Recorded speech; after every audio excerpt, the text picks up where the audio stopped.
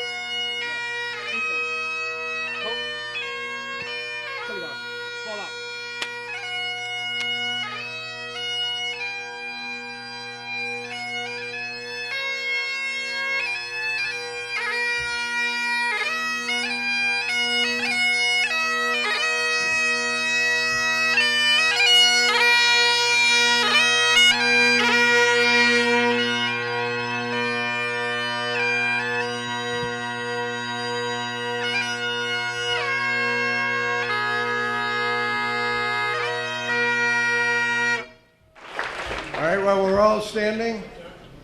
Let's do our national anthem. I hope we have music to go with this. Right.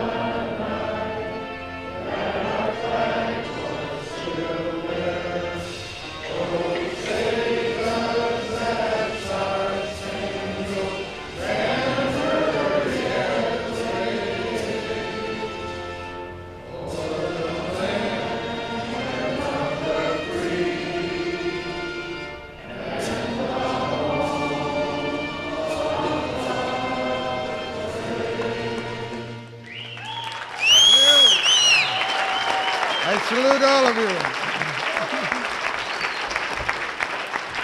So, folks, if I can get your attention just for a couple of seconds before you head to the table, I want to say thank you for coming tonight to the 4th annual Cheers for Our Veterans.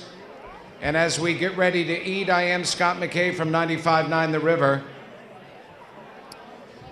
And before we head to the food line, I would like to take a moment to ask if there is anyone from the Army here tonight. Please stand. Anyone from the Army, please stand tonight.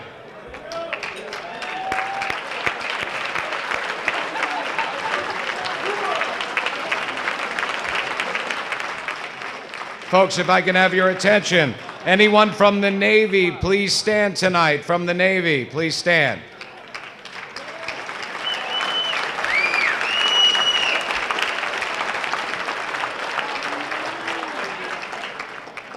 The Marines, please stand.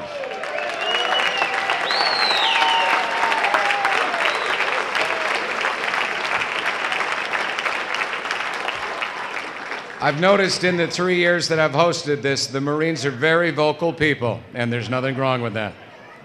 Air Force, please stand.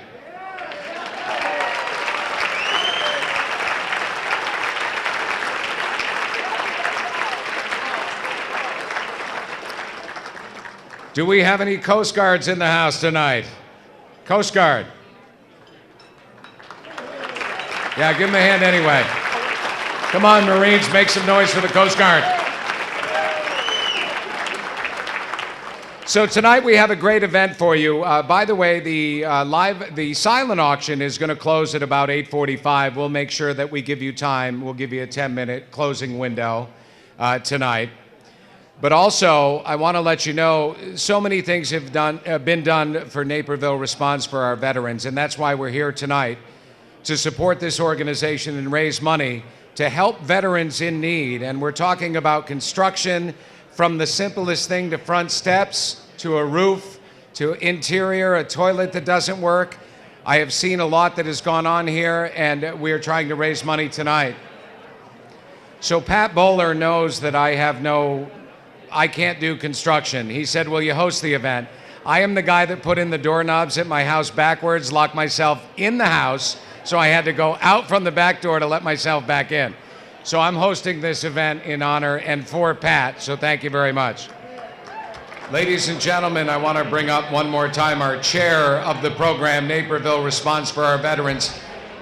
Here is Jeff Lincoln, and if I could get your full attention now, folks, full attention, thank you. All right, I'm going to get started here. I know you guys are eating still and drinking, but if I could have your attention, I'd appreciate it. It's a very important evening tonight, and I appreciate everybody that has come and all the people who made their donations, so thank you very much. I do want to thank my committee. As you can imagine, putting something on like this takes a lot of work. There's a lot of people behind the scenes that have done things to put this on, as we did last year. I'd like to thank Scott McKay really quickly here again. Scott did this for the last 3 years. He volunteers his time for this. He knows the importance of taking care of our veterans. And Scott's trying to clank his glasses. We're going to kiss pretty soon if you guys don't pay attention. So, and God knows I don't want to kiss him. So anyways, really quickly, I'd like to thank my committee members, and I'd like to have them stand if they don't mind. I'll go through this pretty quickly. She's an incredible woman. Her and her partner, Mary Smeeters, Meg Landick and Mary Smeeters, please stand up. These people are 100% volunteers and put everything together, the raffles that you see tonight. Everything, the baskets, you name it, everything out there, the bid sheets, they do it all. They're unbelievable. I couldn't do anything with those two, believe me. I'd also like to thank Tim Pennick. Tim Pennick is an incredible person. He's with, as you know, he's been with us as kind of like a volunteer, but Tim's been great. He's done everything for us. I don't know where Tim is right now. He's probably out there working like he normally does. There he is in the back of the room. Positively Naperville Magazine, they note the time. Timmy donates his time every day. Does a great job. Warren Dixon III. Warren, where are you at, buddy?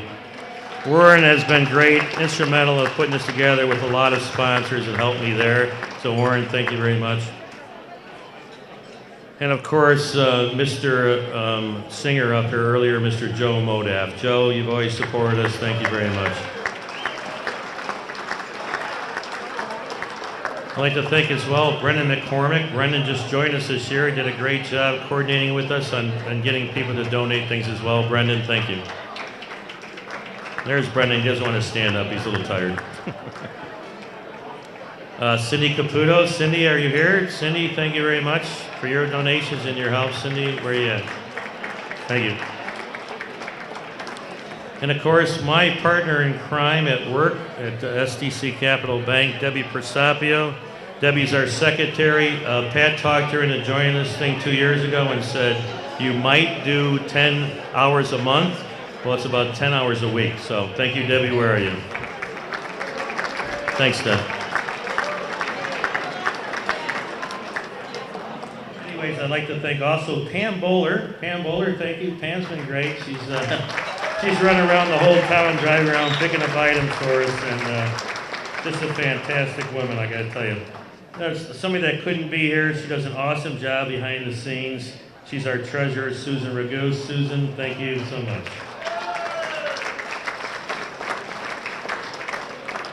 So thank you all for everything you guys do for being here this evening. I would like to introduce a good friend of mine and our president, Mr. Patrick Bowler. Patrick, can you come up here, please?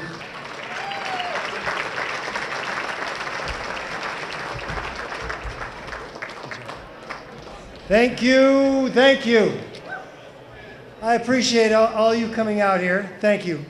I've got a lot to say in a short period of time. First of all, look at this room, look at this event, hear our message. This is our chair for fundraising and for events. Jeff, this is incredible. Just unbelievable. Tremendous. Thank you. Hats off to you. First of all, Colonel James Hickey from Washington, D.C., thank you for being our guest tonight. We're going to give you the microphone here shortly. Thank you.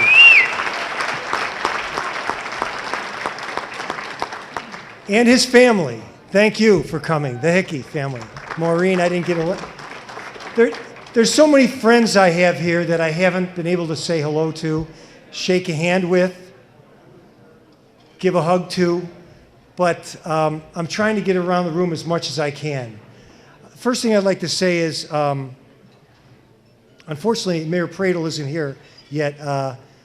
He said he was going to try to make it. I hope he still does.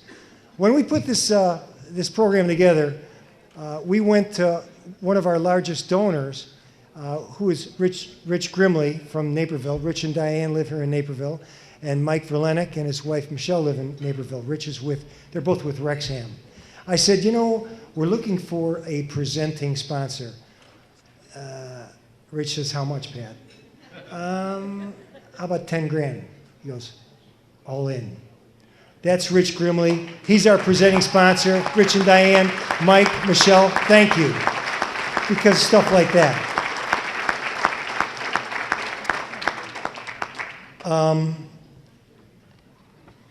Basically, we talked about our veterans and those that serve. It's just tremendous. And for those of you that don't know, my son serves. I'm very proud of him. And our prayers, as Father Melota said, it goes out to all of them. The rest of our table here, I've got some honored guests. Certainly, Father Melota, thank you for coming and doing the invocation. And then my daughter, Amy, who's here also. I've got some, thank you. And thanks for helping out. I thank my wife, Pam, 37 years. She's hanging on. And I'll get to some other dignitaries. But basically, I would like those parents that are in the room that currently have a son or a daughter or a grandson or a granddaughter that are serving, please stand up. Stand up. John Case, Pam Bowler, back there. How about it? Thank you. And by the way, that was Deb and Bill Rickert back there. They're double duty. Both their boys are serving. So thank you. All good.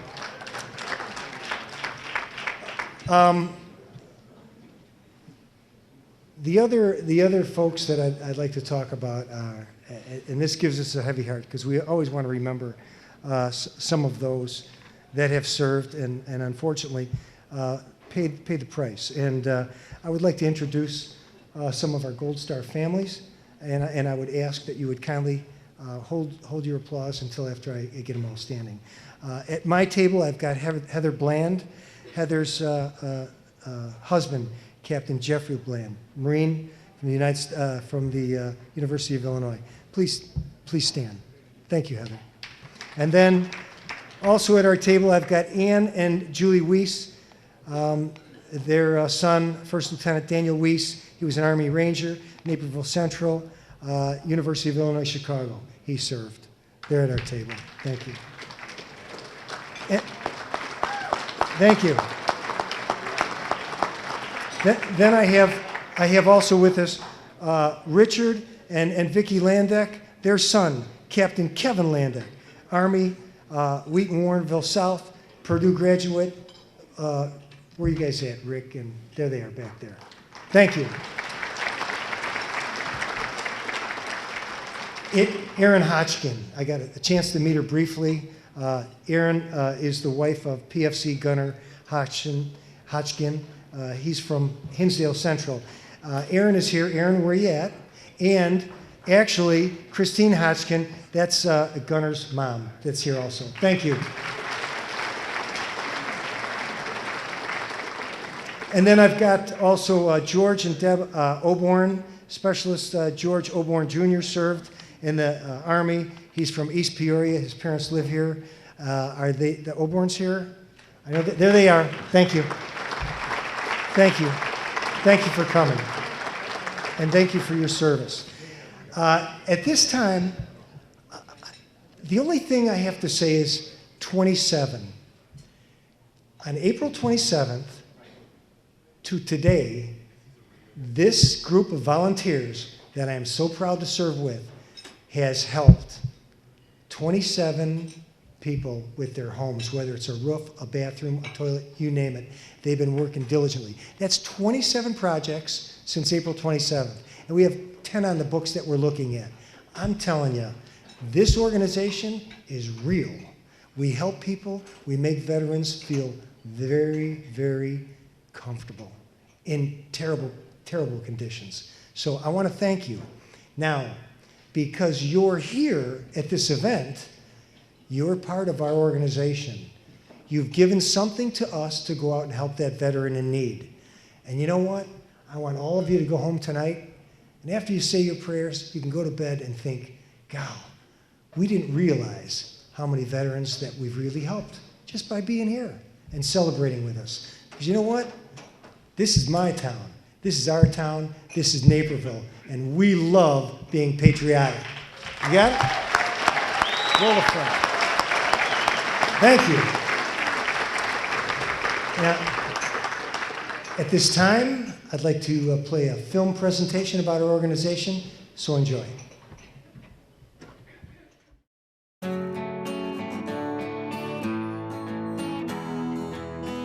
A roof that doesn't leak, easy access to your home, windows that open and close, all things that could be taken for granted, and all things that many veterans in our community go without. But one group made the decision to not let veterans go without what they need. Naperville Responds for Our Veterans assists veterans and their families by raising donations of money, building materials, and professional labor to repair, build, and donate homes to veterans in Naperville and the surrounding areas.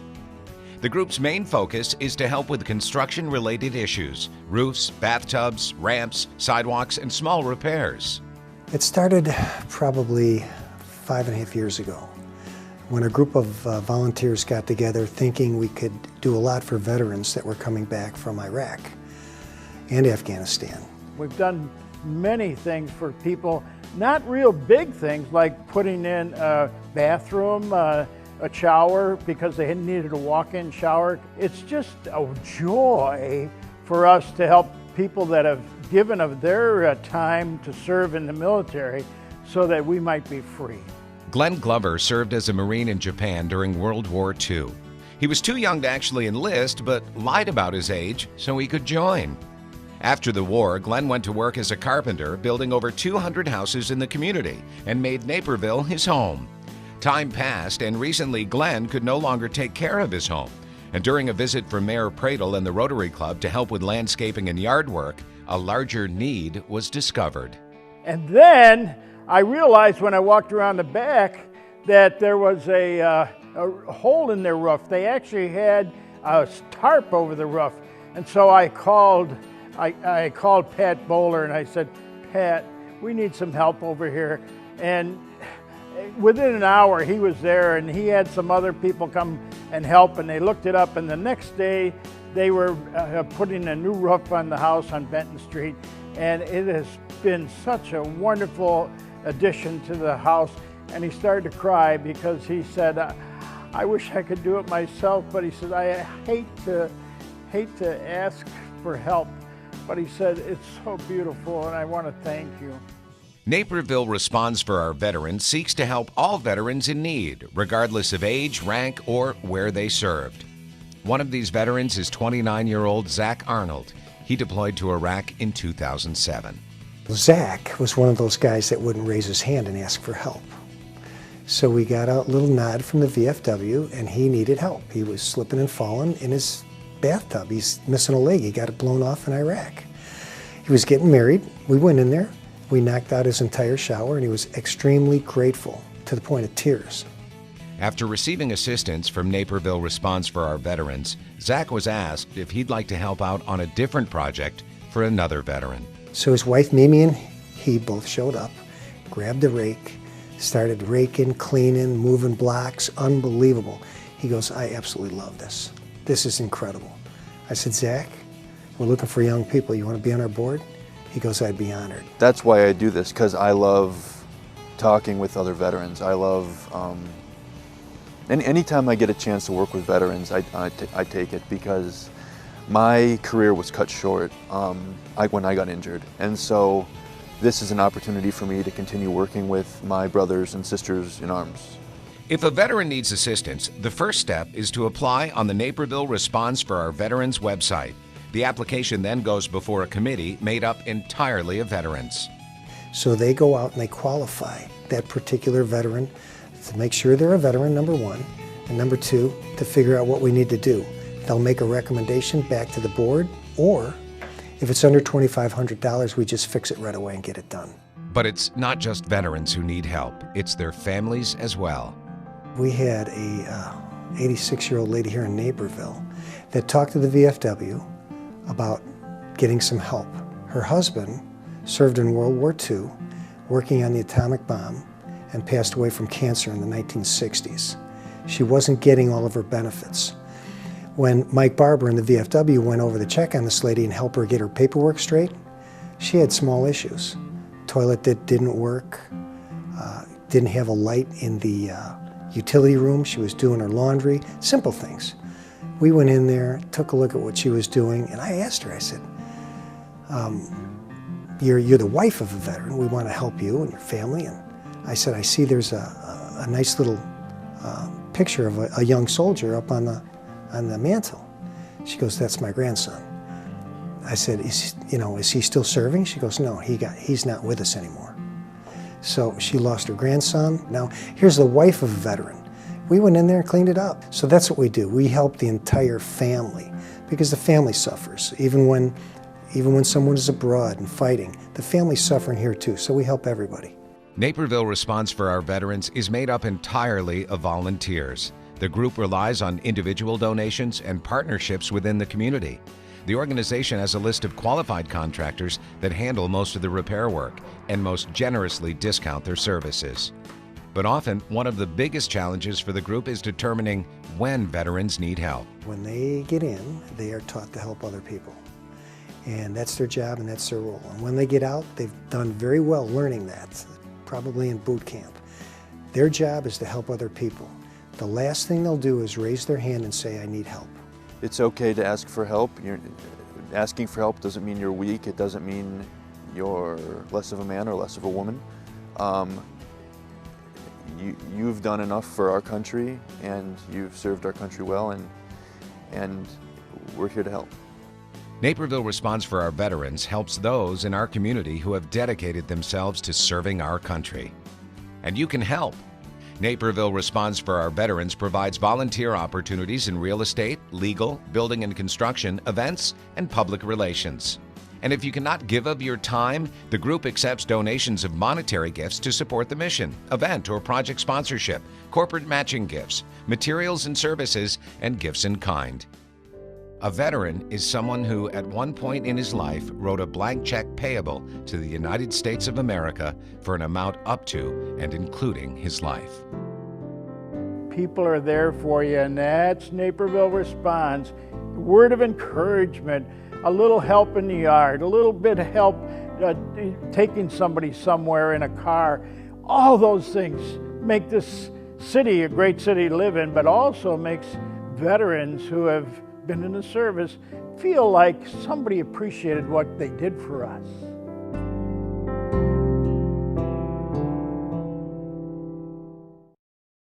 Please give a warm welcome to Colonel James Hickey.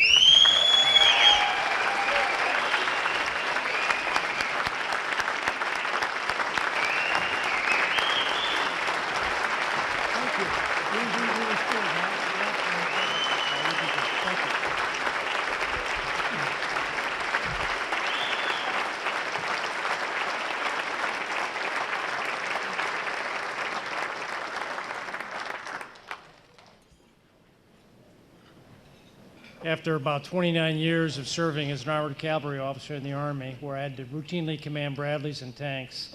The day I left the Army, I got these, so bear with me.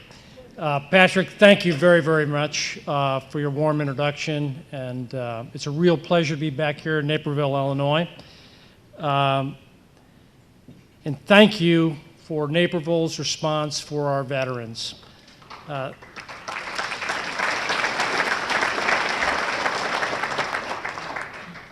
I'm really happy to receive your invitation. I'm honored to be here, and I'm going to take the next few minutes to share a few ideas with you.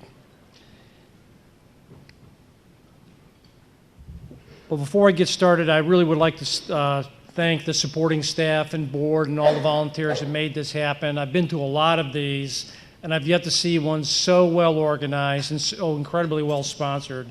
I took some time this afternoon to take a look at your sponsorship book. I've never seen so many sponsors so beautifully displayed in one booklet for one event. And I know that takes attention, it takes time, and it takes money, and that money matters because that's the stuff that allows us, people in places like Naperville, to help veterans living in their community. And by the way, Chicago has one of the most densely populated areas in the country full of veterans. It's compared to places like New York City or around Washington, D.C. or around San Diego. It's incredible when you look at the density of veterans. Chicago is probably one of the most dense across the country. So the work you're doing is resonating with not only that local populace, but I guarantee you the word gets out across the country. And that type of support matters to current serving members of the force and those who have recently served. That commitment from communities across the country to our fighting forces and to the wounded who have done everything they can to ensure victory in this war, know they're being supported. That word gets out to the active force. That fortifies what our people are doing downrange around the world to this day and every day. So thank you very much for what you do and what you donate. It has a huge impact on our ability to strategically propel forces around the world and to sustain those forces, because those forces aren't just equipment and plans and guys in fancy uniforms in Washington, D.C. It's young men and women who are committed volunteers and professionals going far afield, doing tough things in pretty austere places. What you're doing matters, and it supports that effort. Thank you.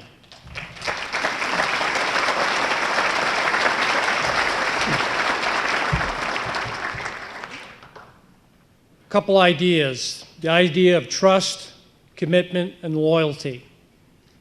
I think everybody in this room knows what those words mean, and I could tell you what you're doing embodies those words. Those ideas have been important in the United States Army since 14 June 1775, when General George Washington took command of the Continental Army outside of Boston. And over the centuries and decades, soldiers have been fortified by being in units led by honorable people, manned by honorable men and women who learned the importance of trusting one another, being committed to their mission and to one another, and being loyal to one another in the most austere and toughest environments. That's being played out today in Afghanistan and, yes, Iraq. I just returned a week ago, Thursday, from Afghanistan, spending about a week and a half in some pretty austere places, looking after some of my employees that are out there supporting some of our most important strategic locations in that pretty tough place. I've got friends among the 1,600 that are currently in Iraq that are going back to some of our old haunts, following their orders from the Commander-in-Chief to do what they can to help Iraqi security forces keep off the forces of ISIL from around Baghdad, both north and west, so to stabilize the situation, to allow this nascent government to stabilize itself, get its armed forces back in order, and be able to push these people out of their borders to the north and to the west.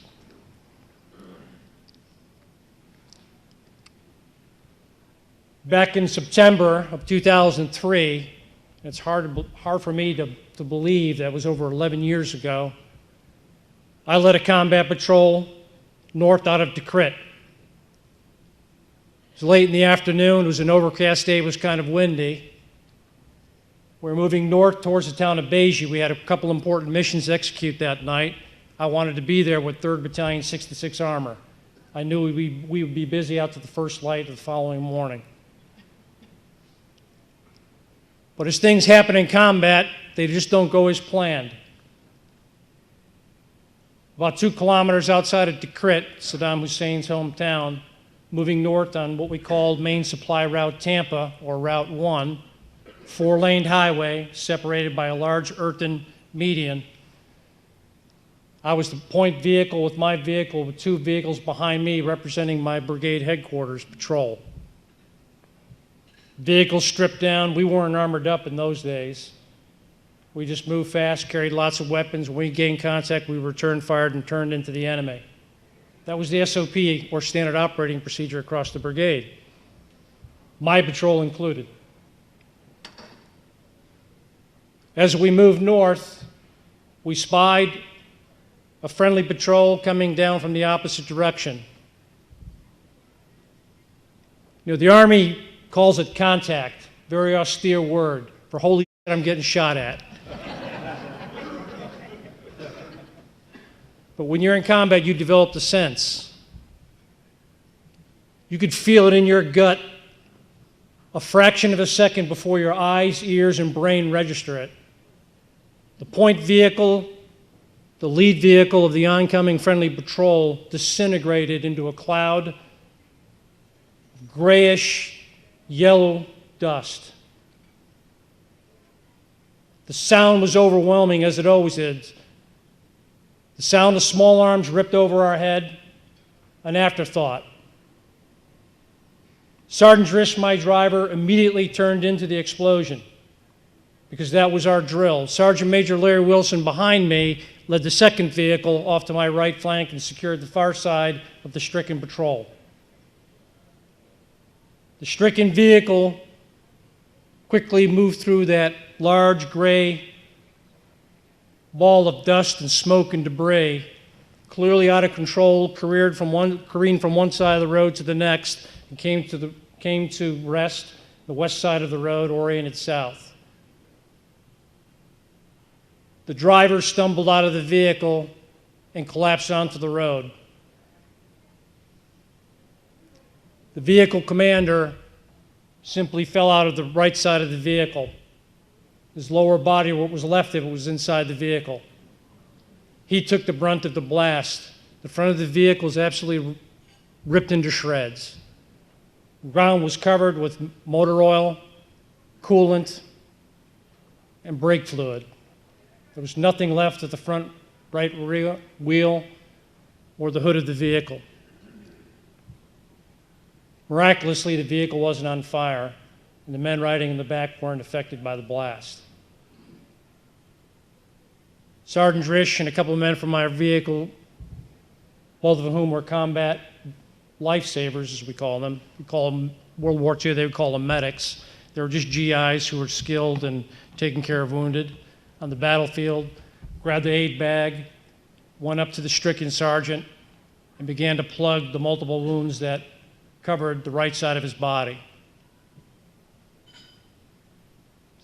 Sergeant Major Larry Wilson secured the immediate perimeter. I instinctively sent a contact report back to my brigade headquarters. Raider Base, Raider 6, contact, wait, out. That way, alerting to my brigade that we were in contact and more would follow.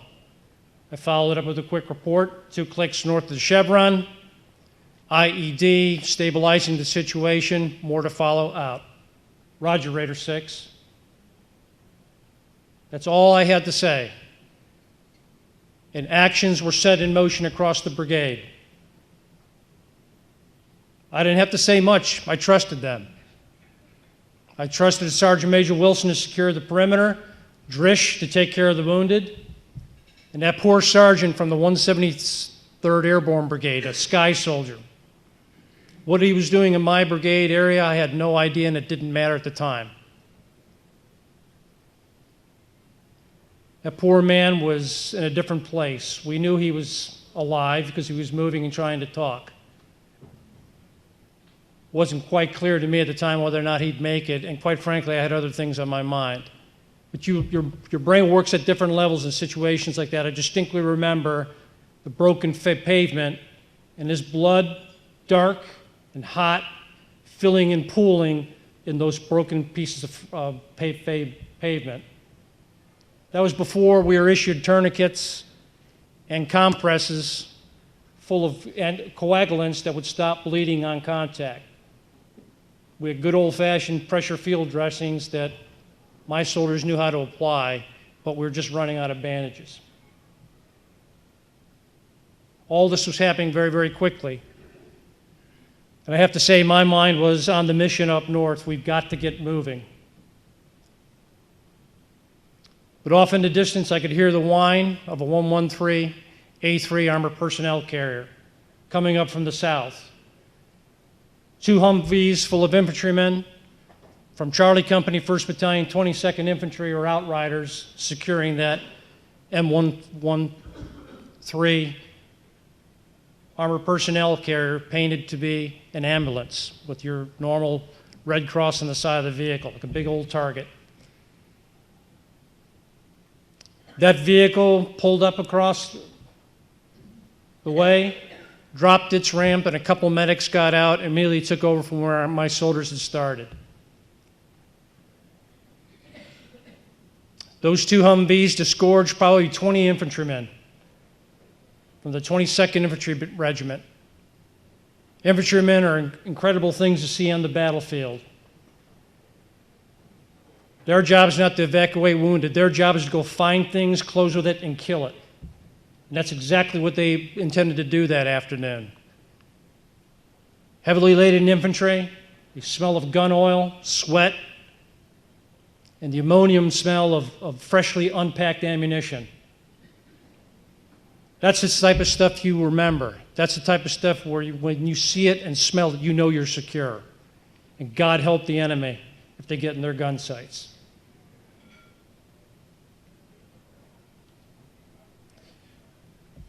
When Charlie Company took over, and I never ordered them to do anything, it just came down through brigade, down to battalion, down to that company, all within a matter of minutes. That airborne sergeant was being taken care of by soldiers he'd never met before in his life. And every one of those soldiers from the 4th Division would have laid down their lives to protect that fallen soldier.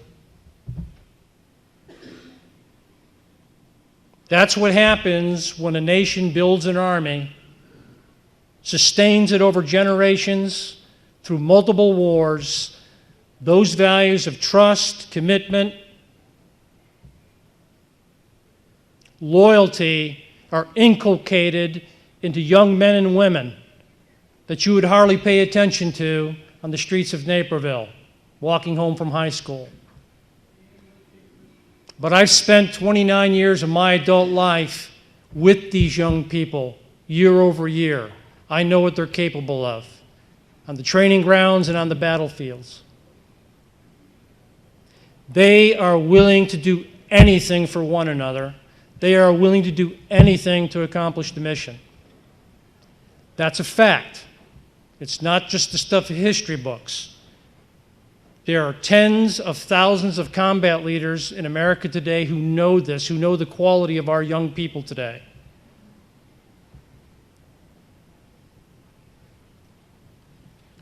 What you do in this community to care for the veterans, especially the wounded, and the families of the fallen, is hugely important. Come 1 January, we'll have 9,800 American soldiers, Marines, sailors, airmen left in Afghanistan. They're going to be backed up by tens of thousands of contractors, Americans. The forces will be reinforced in Iraq. The fighting is not over. The danger is not over. We're going to have to go back to the well and ask more young Americans to enlist in the Marine Corps, the Army, and take the fight forward afield. We've learned a long time ago it's better to fight them on their ground than on our ground. But we got to be able to propel young Americans and sustain young Americans overseas to do our bidding. And when they come back broken, in some ways less obvious than others, we as a community got to stand up and support them. This organization is part of a larger fabric of organizations across the United States, and I've seen them. It's a very strong fabric. It's committed because you could see these young peoples in your communities. You could see these families in your communities.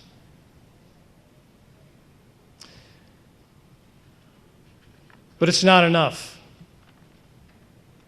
Our government, the government that should respond to us in Washington, D.C., has a legal and moral responsibility to care for our men and women in uniform.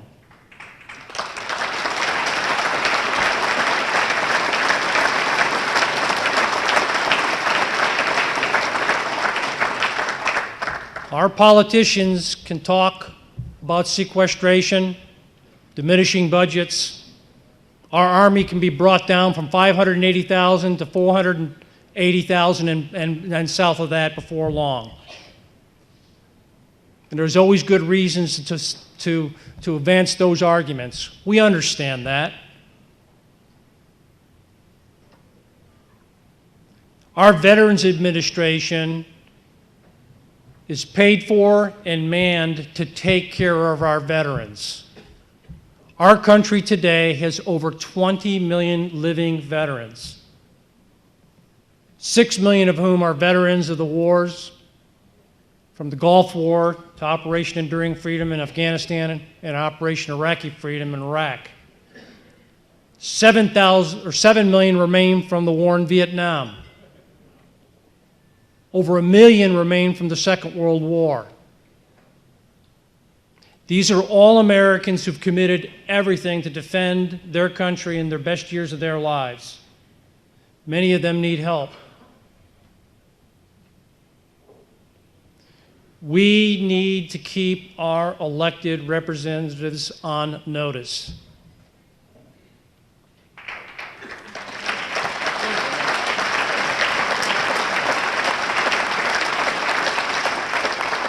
The Veterans Administration has a very important job to do with 150 hospitals across the Union. They need to know that they're supported by the American people. They need to know that what they do is of vital strategic importance to the capabilities of our nation, our ability to defend ourselves. We have an all-volunteer force, and don't think those young people that volunteer aren't watching. They want to know they're being supported. They want to know that the people that enjoy the security provided by their mission overseas are loyal and committed to them. Organizations like the VA are institutions that are committed to taking care of our veterans. They've got to be resourced. Congress has got to give them oversight and funding. Our president has to give it vision and direction and make it a priority. These men and women, our elected representatives, will respond to our will. Before, during, and after polling day. The fighting is not over. As I said earlier, I just got back from Afghanistan, and I spent the better part of a week at some pretty austere places in the southern half of that country.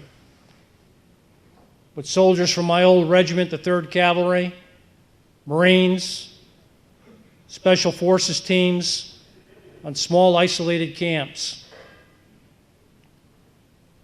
The Special Forces troopers are living with Afghan National Army battalions spread across the country, doing very, very important work.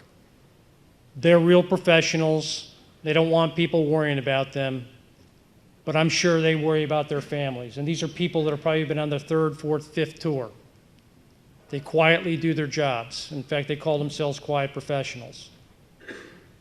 So what you're doing is very, very important. It resonates with the force in the field. You are networked with hundreds, if not thousands, of organizations, much like yourself, across the country. But I think we could do more through our elected officials, through our governmental organs in Washington, D.C., and this is a federal issue, to ensure that organizations like the VA and the DoD are properly resourced, given vision and priority of effort to take care of the young people that are fighting our wars today, taking care of those who've been wounded, taking care of the families of the fallen. And remember, there are millions of veterans who's still living with us from the Second World War, the Korean War, the Cold War, and Vietnam. Over 7 million veterans from Vietnam, and these people are going to be with us for decades. And so we have to look at it generation over generation. Who's going to care for these people in their 80s? They may be 20 or 30 now, but who's going to be there to look after them when they're 60, 70, 80 years old? And the most severely wounded you do not see. You have to go to places like Walter Reed to see that, and I have seen that repeatedly. Modern medicine is absolutely fantastic. The equipment they give us in the field is absolutely fantastic. Many of the soldiers that have survived terrible wounding would have not survived in Vietnam, Korea, or World War II, but they're surviving today, and they are really banged up. It'll take your breath away when you see some of them in the hallways of Walter Reed. And the doctors and the nurses who go into that place day in and day out know that there's a lifetime of work ahead of them taking care of some of these stricken soldiers, Marine, Navy corpsmen, what have you. It's the combat troops that represent a fraction of our total forces that have sucked up the worst of it. Our military represents less than 1% of our overall population. Politically, it has absolutely no effect. There's too few of them, and they're not geographically located in any one area. So our political process will not account for them. It's going to require the American people and grassroots organizations in patriotic places like Naperville to tell our elected officials, this is a priority for the American people, to take care of the volunteers who've gone forward to protect our way of life far afield in tough, austere places. And ladies and gentlemen, it's not over. So with that, thank you very, very much for what you're doing. It's a real honor to be here tonight. I guess, in Virginia, we've had this incredible warm autumn, and I kept on wondering, when's winter going to come? Well, it took me 2 hours of flying in an airplane and coming to Naperville to find out winter started. So thank you all very, very much. Thank you, Colonel James Hickey. Jimmy. And on behalf of Naperville Responds, the local business that we would like to give an award out to is the Irish Way. So, if someone from the Hickey family could come up and accept this award. Yay! Come on up. Here comes Sean.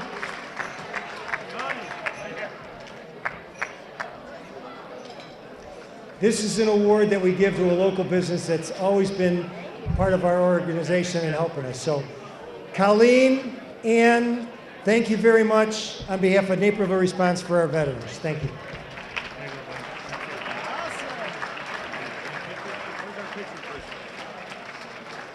She's gone. The next award. Oh, Ann's coming up. Help Ann. Get the chair. I don't know where the cameras are, but we're good. Yeah. Can you help Ann down? Thank you, Ann. Thank you, the Irish Way. And the Hickey family. Oh, all good.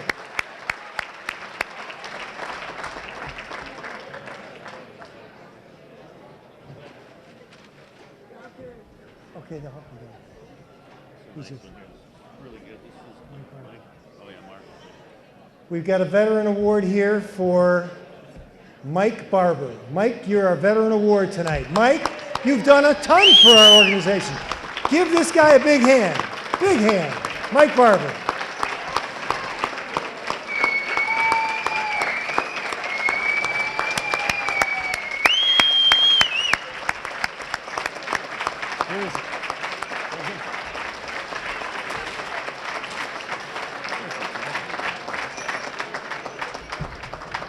Wow, you guys. No, you guys. All right, Jeff. All good.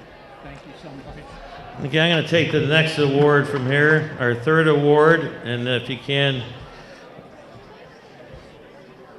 everybody out there, please listen to this award, please. This award is for a good friend of mine, and a lot of people here that know him as a friend. He started this thing after a lot of people did it probably 5 years ago. Pat picked it back up and made this thing what it is today. This award is going to go to Patrick Bowler as our president. I have never met anybody. Thank you. Thank you. Thank you. I'd like to just finish by saying that I have never met anybody so dedicated to what he does. And luckily, he's got a great wife named Pam that tolerates his butt.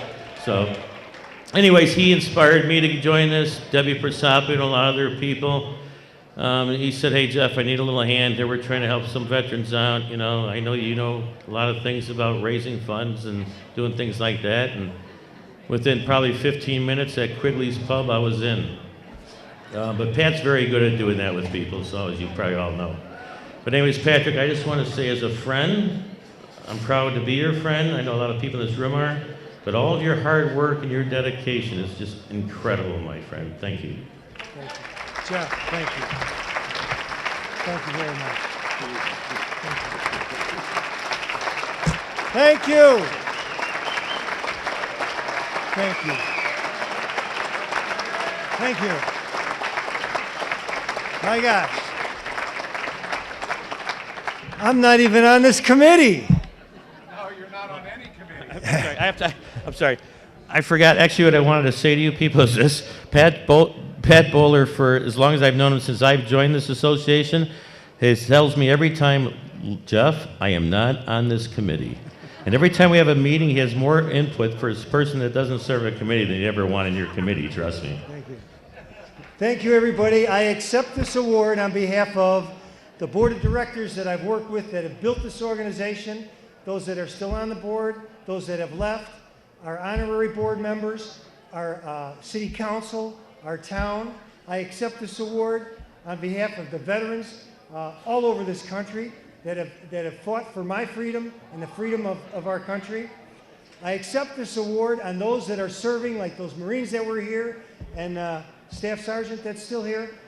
I accept this award on behalf of my family that's given me the time to put into this, and on behalf of all you people that have sponsored events like this that make life easier for veterans. One more thing. I accept this award on behalf of my son, Captain Kevin Bowler, United States Marines. Yeah. Thank you for coming. Thank you.